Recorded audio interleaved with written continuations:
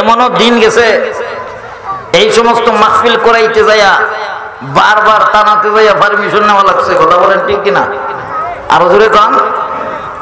Permission নেওয়া লাগছে। আবার বক্তারা যারা ওয়াজ করতে আসছে তারাও খুব ভয় পাইছে ওয়াজ করতে, কোন সমাধানে কোন কথা বইলা পেলে আর এই স্বৈরাচারের গায়ে লাইগা যায়, তারা মামলা দিয়ে দিবে, মাইক কেড়ে নিবে। এরকম করছে কি করছে না? আরো জোরে আওয়াজ দিয়ে এখন। এখন আর এই সুযোগ আছে? আরো জোরে এখন আছে? এখন আর এই সুযোগ আছে? মাইক কেড়ে নেওয়ার টাইম আছে? বলেন আপনারা যদি কথা বলেন না, ঘুমে ধরছে নাকি? মাইক কেড়ে নেওয়ার সুযোগ আর আছে? ওলামায়ে কেরামের নামে মামলা দেওয়ার সুযোগ আর আছে? ওলামায়ে কেরামদেরকে নির্যাতন করার সুযোগ আছে? ওরা মনে করছিল ওলামায়ে কেরামের হাতে হাত করা লাগাইয়া কোমরের রশি বাইদা ওলামায়ে কেরামদেরকে জেল দিয়া মামলা দিয়া ফাঁসি দিলে পরে এই দেশ থেকে কোরআনের আওয়াজ বন্ধ হয়ে যাবে, এই দেশ থেকে ইসলামের আলো নিভে যাবে। আল্লাহ না, কোরআন ওলামায়ে কেরামদেরকে নির্যাতন করেছো, ওলামায়ে কেরামদের হাতে হাত করা লাগাইছো, কোমরে রশি বাইছো, শাপলা চত্বরে হাজার হাজার ছাত্র তলাবাকে রাতের অন্ধকারে কারেন্ট লেমায়া হত্যা করেছো। না না না, আল্লাহ বলে ইন্না বাতশা রাব্বিকা লাশাদীদ, আমি আল্লাহ ছাড় দেই ছেড়ে দেই না, আমার ধরা বড় সত্য ধরা। তোমরা চেষ্টা করেছিলে এই দেশ থেকে কোরআনের আলোকে নিভিয়ে দিবে, আমি আল্লাহ পাক তোদেরকে এই দেশ থেকে দাদা বাবুর দেশে পাঠিয়ে দিয়েছি। আওয়াজ দিয়ে এখন ঠিক কিনা? ওরা এখন আছে? আরো জোরে কম। ওলামায়ে কেরাম আছে না নাই? আরো জোরে কম। একটা কথা আজকের মাহফিল থেকে আপনাদেরকে বলতে চাই, ওলামায়ে কেরাম আছে, থাকবে। কথা বলেন ঠিক কিনা? ওলামায়ে কেরামের সম্মান ইজ্জত আছে এবং কিয়ামত পর্যন্ত থাকবে। কারণ নবী বলেছেন আল উলামা ওয়ারাসাতুল আম্বিয়া, ওলামায়ে কেরাম হলো নবীর ওয়ারিস। আওয়াজ দিয়ে এখন ঠিক কিনা? আপনারা নবীর ওয়ারিসদের সাথে আছেন না নাই? কারা কারা আছেন দুইটা হাত তুলে আমার আল্লাহকে দেখান। সবাই আছেন তো ইনশাআল্লাহ?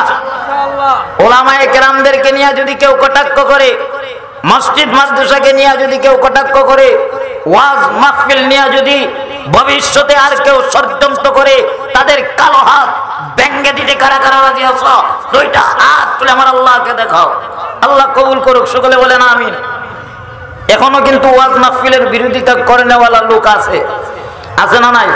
দেখছেন না কয়েকদিন আগে এক নেতা, কয়েকদিন আগে দেখলাম এক নেতা বলতেছে ওয়াজ মাহফিল বাংলাদেশে যে এই পরিমাণের হয়, অন্য দেশে তো এই পরিমাণের ওয়াজ নাই, অন্য দেশে তো এরকম ওয়াজ নাই, সৌদি আরবে ওয়াজ নাই, দুবাইয়ে ওয়াজ নাই, কাতারে ওয়াজ নাই, মালয়েশিয়া ওয়াজ নাই। মানে সে ইসলামিক রাষ্ট্রগুলো দিয়ে উদাহরণ দিতেছে যে এই দেশগুলোতে ওয়াজ নাই, বাংলাদেশে খালি ওয়াজ আর ওয়াজ। আমার ভাইয়েরা, আমরা তাদেরকে বলতে চাই, এই তুই সারা দেশের সারা ইসলামিক দেশকে নিয়ে ওয়াজের উদাহরণ দিতে পারলি, ওয়াজ নাই এই কথা তো তোমরা কোনোদিন বললা না। সৌদি আরবে চুরি করলে হাত কাটা হয়, সৌদি আরবে হত্যার বদলতে হত্যা করা হয়, বাংলাদেশও এই আইন চালু করা হোক, এই কথা তো তোমরা কোনোদিন বলো নাই। কথা বলেন ঠিক কিনা? ওয়াজ নিয়ে কেন তোমাদের এত জ্বালা? ওলামায়ে কেরাম নিয়ে তোমাদেরকে তো এত চুলকানি। এতে বোঝা যায় তোমরা চোর, তোমরা বাটপার, তোমরা সিটার। ওলামায়ে কেরামরা কোরআন থেকে যখন সুদের বিরুদ্ধে কথা কয়, ঘুষের বিরুদ্ধে কথা কয়, ওলামায়ে কেরামরা যখন হক কথা বলে, তখন তোমাদের গায়ে লাগে, তোমরা চোরদের খাওয়ান বন্ধ হয়ে যায়। আওয়াজ দিয়ে এখন ঠিক কিনা? মুহতারাম হাজিরিন, আমি জানি না কে কোন দল করো, আজকের মাহফিল থেকে একটি কথাই বলে যাব, আমার দলের চাইতে ধর্ম বড়। বলেন আমার দলের চাইতে কি বড়? ভাই আওয়াজ দিয়ে কোন, আমার দলের চাইতে কি বড়? আরো জোরে কোন, দলের চাইতে ধর্ম বড়। এই কথার মধ্যে একমত কারা কারা? দুইটা হাত তুলে দেখান। আল্লাহ তুমি কবুল করো, সকলে বলেন আমিন। আমি দল যাই করি, আমি বলবো না আপনি এই দল করেন সেই দল করেন, আপনি যেই দল করেন না কেন, আপনার একটা কথা হৃদয়ে লালন করতে হবে, সেটা হলো আমার দলের চাইতে ধর্ম বড়। বলেন আমার দলের চাইতে কি বড়? ধর্ম বড়, এই কথাটা যখন হৃদয়ে লালন করবেন তখন দেখবেন আপনার দল থেকে যদি কোনো ব্যক্তি ইসলামের বিরুদ্ধে কথা কয়, কোরআনের বিরুদ্ধে কথা কয়, উলামায়ে কেরামের বিরুদ্ধে কথা কয়, তখন আপনি সাথে সাথে পায়ের জুতা কইলা টাস টাস করে লাগাইয়ে দিতে হবে। আওয়াজ দিয়ে এখন ঠিক কিনা? এই প্রতিবাদটা যখন করবেন তখন দেখবেন কেউ আর ইসলামের বিরুদ্ধে, উলামায়ে কেরামের বিরুদ্ধে কথা বলার আর সাহস পাবে না। কথা বলেন ঠিক কিনা? এজন্য আসুন মুহতারাম মুহাজিরিন যারা বাইরে আছেন তাড়াতাড়ি চলে আসেন। আমার বড় ভাই মুফতি হেদায়েতুল্লাহ আজাদি সাহেব দামাত বরকাতুহুম, উনি অল্প সময়ের ভিতরেই আসতেছেন ইনশাআল্লাহ। তাড়াতাড়ি ভিতরে চলে আসুন। উনি সুরলিত কণ্ঠে লম্বা আলোচনা করবেন। এর আগে আমি আপনাদের কাছ থেকে বিদায় নেওয়ার আগে যেই আয়াতে কারীম আপনাদের সামনে তিলাওয়াত করেছি, আল্লাহ পাক আমার তিলাওয়াতকৃত আয়াতের মধ্যে বলেন, ইয়া আইয়ুহাল্লাযীনা আমানু, হে ঈমানদারগণ, তোমরা যারা ঈমান আনয়ন করেছো, ইত্তাকুল্লাহ, আমি আল্লাহকে ভয় করো, হাক্কা তুকাতিহি, প্রকৃতভাবে ভয় করো। আল্লাহ বলেন, ওয়ালা তামুতুন্না ইল্লা ওয়া আনতুম মুসলিমুন, তোমরা প্রকৃত মুসলমান না হয়া কেউ মৃত্যুবরণ করিও না। কি না হয়া বলেন ভাই?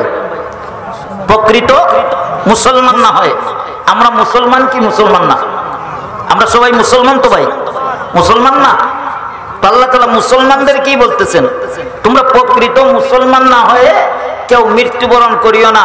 এতে বোঝা যায় মুসলমান দুই প্রকার। কয় প্রকার? আওয়াজ দিয়ে কোন, আমার সাথে কথা বলেন। মুসলমান কয় প্রকার ভাই? আল্লাহ তাআলার এই আয়াতের দ্বারা বোঝা যায় মুসলমান দুই প্রকার। আল্লাহ বলছে, ওয়ালা তামুতুন্না ইল্লা ওয়া আনতুম মুসলিমুন, তোমরা প্রকৃত মুসলমান না হয়া কেউ মৃত্যুবরণ করিও না। এতে বোঝা যায় মুসলমান দুই প্রকার। কথা বলেন ঠিক কিনা? একটা হলো জাতিগত মুসলমান, আর একটা হলো গুণগত মুসলমান। বলেন একটা কি? জাতিগত মুসলমান, আরেকটা হলো গুণগত মুসলমান। এবার প্রশ্ন করতে পারেন, হুজুর জাতিগত মুসলমান কারে কয় আর গুণগত মুসলমান কারে কয়? জাতিগত মুসলমান হইল যেমন হযরতে আদম আলাইহিস সালাতু ওয়াস সালাম থেকে নিয়ে আজ পর্যন্ত যত নরনারী এই পৃথিবীর জমিনে আগমন করছে এবং করবে, তারা হলো জাতিগত মুসলমান।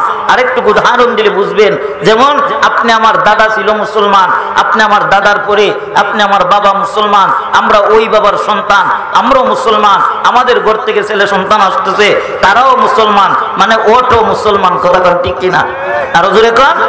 এটা হলো জাতিগত মুসলমান। বলেন এটা কি? জাতিগত মুসলমান। জাতিগত মুসলমান হইয়া খবরে গেলে পরে খবর আছে, অনেক প্রশ্নের সম্মুখীন হতে হবে। আল্লাহ কয়, জাতিগত মুসলমান হইয়া কবরে আইসো না, তোমরা প্রকৃত মুসলমান হয়ে কবরে আসো। আর প্রকৃত মুসলমান হইল গুণগত মুসলমান। বলেন প্রকৃত মুসলমান কি? বলেন বলেন সবাই বলেন। গুণগত মুসলমান। গুণগত মুসলমান কারা?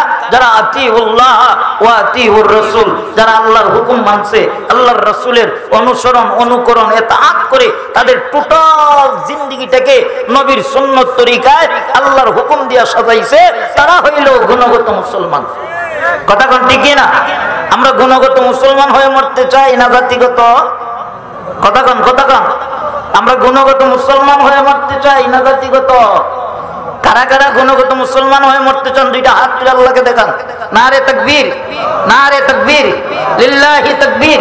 আল্লাহ আমাদেরকে গুণগত মুসলমান হয়ে মরার তৌফিক দান করুন। সকলে বলেন আমিন। গুণগত মুসলমান হইতে গেলে নামাজ পড়ার দরকার আছে না নাই? আরো জোরে কোন। গুণগত মুসলমান হতে গেলে নামাজ পড়া লাগবে, রোজা রাখা লাগবে, হজ করা লাগবে, যাকাত দেওয়া লাগবে, অর্থাৎ জমিনে আল্লাহর হুকুম মানা লাগবে, আল্লাহর রাসূলের তরিকা অনুযায়ী আমাদের জিন্দেগিটাকে গঠন করতে হবে। আওয়াজ দিয়া কোন ঠিক কিনা? মুহতারাম হাজিরিন, আসুন, আমার ভাই চলে এসেছেন, উনি আপনাদেরকে নিয়ে বয়ান করবেন ইনশাআল্লাহ। আমি চলে যাওয়ার আগে আপনাদের কাছে দোয়া চাইছি, আমার ভাইজানের কাছে দোয়া চাইছি। আমি অসুস্থ মানুষ, শ্বাস নিতে খুবই কষ্ট হয়, প্রতিদিন প্রোগ্রাম, এখন এইখান থেকে চলে যাব সরাসরি সুনামগঞ্জ। আপনারা আমার জন্য দোয়া করবেন তো ইনশাআল্লাহ?